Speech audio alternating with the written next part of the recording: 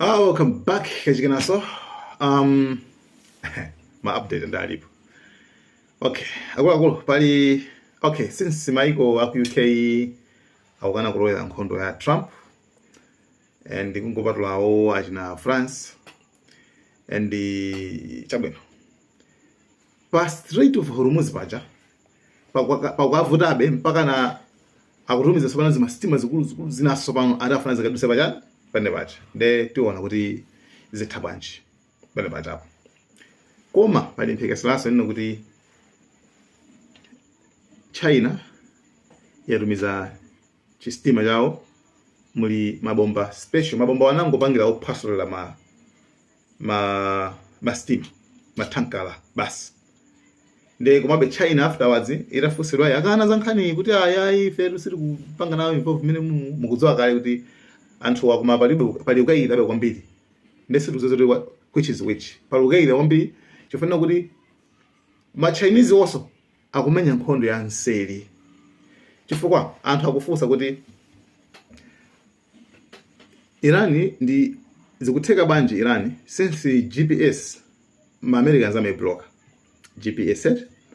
nde China ilinayo GPS ina ngati network ina imene malozera ngati ma location map right kulupira kwa use GPS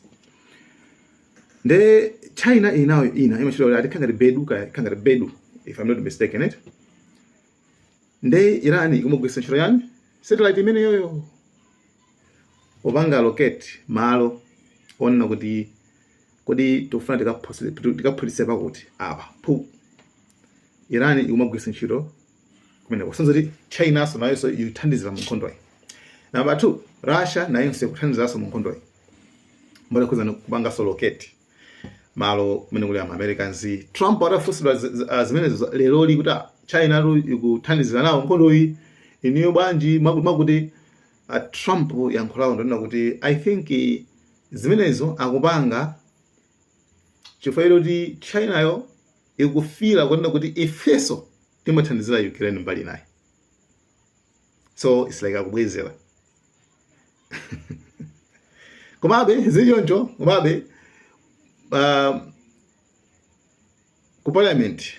wankulu wachipani chawoso cha Trump Democrat anayankhulaso like ama blame aso kuti zichifukwa yani mukuyuza Russia kuyusa ma sanctions mamundi Russia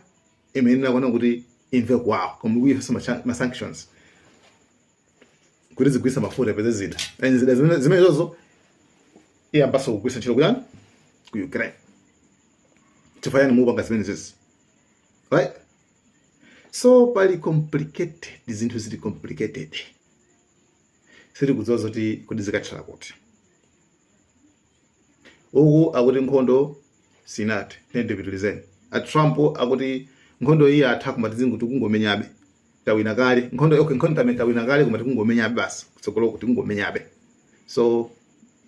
nkhani ndoti which is which panopa tikafikisana kuti right lelo Iran inaponya mbomba ku Israeli yes inaponya mbomba ku Israeli ndipo kumene as usual majizolowezi ma Israel yadandaulaso angoonesa makamanga angotionetsa koma civilian kokhala kuti mwaona ma civilian mwana angoonesa zimene zonso kwinako sana manetsi aliso jambula kumamangidwa mukapita pa Facebook page ya Ben Gvir verified page mupeza kuti pali anthu amene akumamangidwa even anthu onda ku Israel akumangidwa ndikupasidwa zaka ndikupangidwa torture kuzuzidwa chifukwa iwo akuti kungoonesa support ku Iran ndikuti mwana akuitsene pacha osaonesa support ku Iran ndipo chita kulemba pompo mukapanga check pa Facebook page pawo amene the Minister of Homeland and Security mu Israel ko akuti aliyese opezeka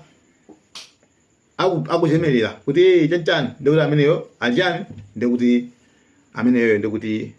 ithanayi amugwira antibula osati mademo koma kungoonesa support yokha pa social media akugwira kuti right? Zimenezo umene undufulu wa munthu, right? Kuzimenezo ma media azungu sakulengeza azisiya zimenezo. Ma media azungu sakuna zimenezo, right? Sakuna zimenezo. Tabwino Iran yana kuti munthawi ngati no yankhondo eti pakapezeka kagulu kena mwinanimo kamene kafuna kazikhangalira kumatha kamene koko kathidzimulidwa akapotokola akafanthamula, right? kakumatha amene kazi masirani domene ngono ndikowukira kache since anthu osa ali pamodzi abo pamodzi iko ukazibaya kagulu amene koko ndati kakapezeka amene koko akathidzimula. Ndiri azungu media zimene akufalisa nzirizo imaona ataka ngomasha wati bwalo alipo anthu amene akumayankhula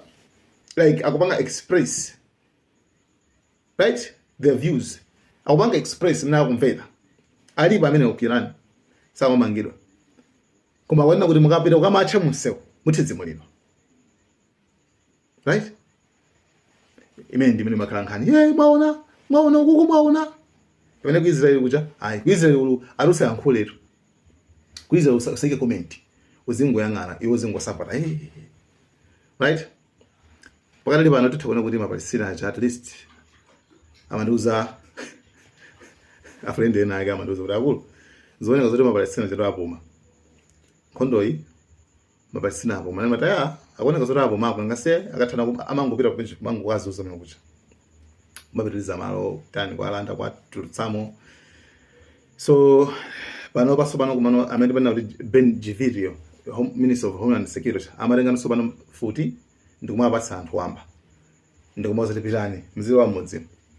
mzikapeza mapalestina amene mzikathidzimula nkhondo ikuchitika uku iwo amapanga zinthu apanga zinthu. So you guys have to understand, mubangana muzimvetsetsa kwambiri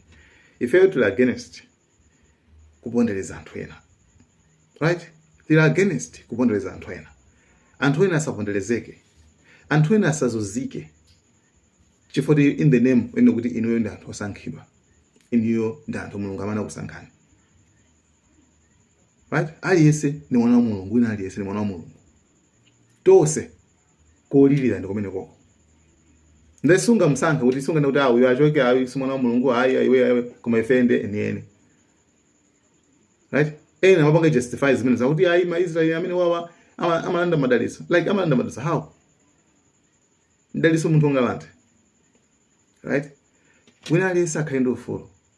you welcome Yuda, you are free to worship, ukhala Islamu ndiwe mfulu uzipembedza, ukhala Christian ndiwe mfulu uzipembedza.